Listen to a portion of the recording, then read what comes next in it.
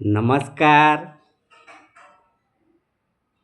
માનો કે 40 વર્ષ સુધી આપણને આંખે ચોખ્ખું દેખાય.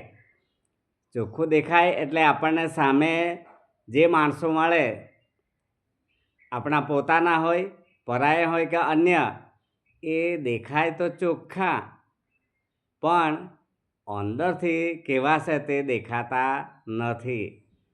અને જ્યારે 40+ પછી ઉંમર જેમ જેમ આગળ ડગલાં ભરે ત્યારે ધીરે ધીરે આપણી આંખે ઝાંખું દેખાવા માંડે. અને ઝાંખું દેખાય ત્યારે જે માણસો પાછા મળે તો એ માણસો દેખાય તો ખરા ઝાંખા, પણ અંદરથી કેવા છે એ ચોખ્ખા દેખાય. એનું કારણ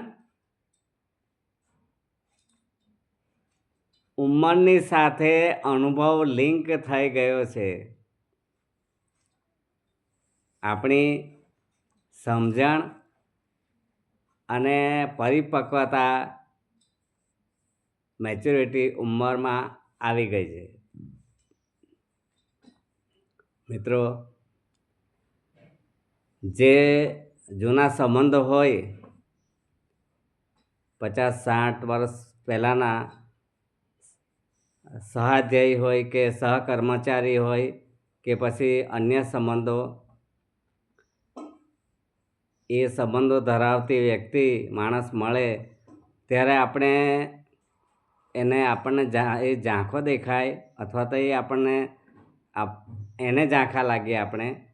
પણ જ્યારે નામ પડે ને ત્યારે માનો કે હું મારા મિત્રને 60 વર્ષ પહેલાંના જે સંબંધો ધરાવતા એક મિત્રો એવા છે કે ખૂબ સારી રીતે ઓળખે, કે જે વાત પપ્પાને કે ભાઈને ના કહેવાય તે પણ મિત્રને કહેવાય. મિત્ર મળે તો હું ભગું એમ કહેતા, પહેલાં તો ગાળ દઈએ અને પછી ઓળખી કાઢ કે આ તો ભોગું.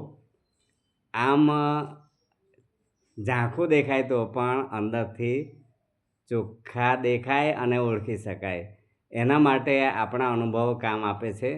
અને અનુભવોને આપણે આ ઉંમર સાથે લિંક કરતા જવાનું છે. નહીં તો આજના ડિજિટલ અને ટેકનોલોજી યુગમાં આજના માણસો આપણને આંખમાં ધૂળ નાખીને ખંખેરીને નવરા કરી નાખશે. માટે આપણી જિંદગીનો આનંદ લૂંટાઈ ના જાય એના માટે, જિંદગીને મોજ મસ્તીથી માણવા માટે એલર્ટ રહીએ. ભૂતકાળમાં થયેલા અનુભવોના આધારે માણસોને ઓળખીએ.